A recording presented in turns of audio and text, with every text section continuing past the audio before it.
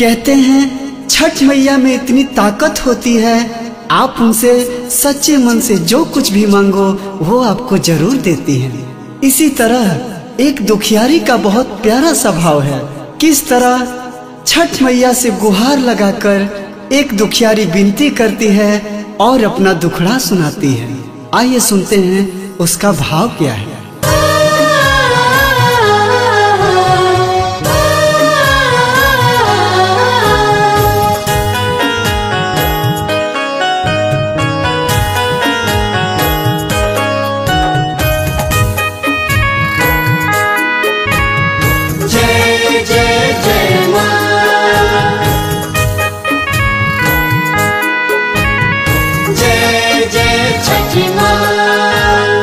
रौवे सरनिया आईनी गोसैया, दिन पर दिन बिगड़े हमारो समैया। पानी दिन दुखिया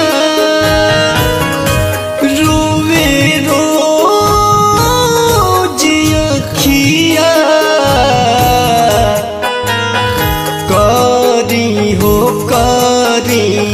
कवनो पाई ए छठी माई, ए छठी माई। कैसे होई पूजाई ए छठी माई, ए छठी माई।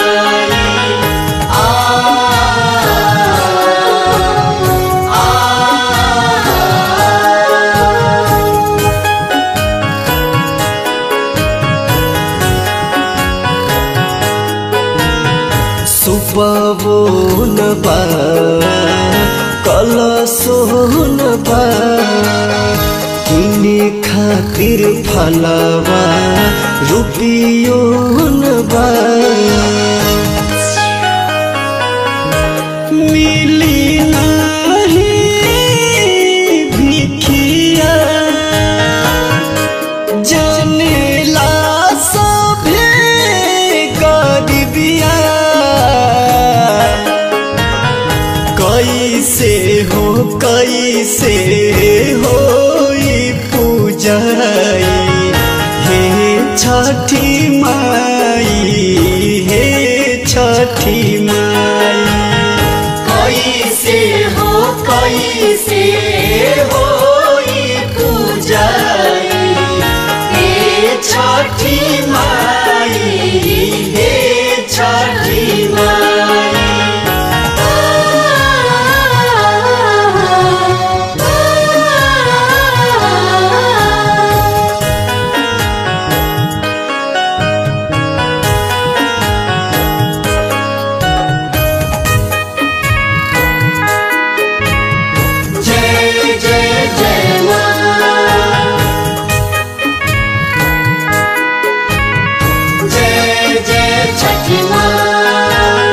मथवा पहथवा भारी होना, दुखवा के पीरा भारी होना।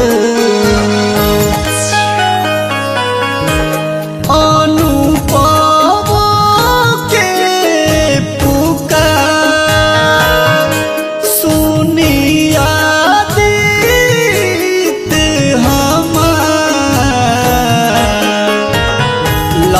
साई मन सके दे दी पुराई ए छठी माई।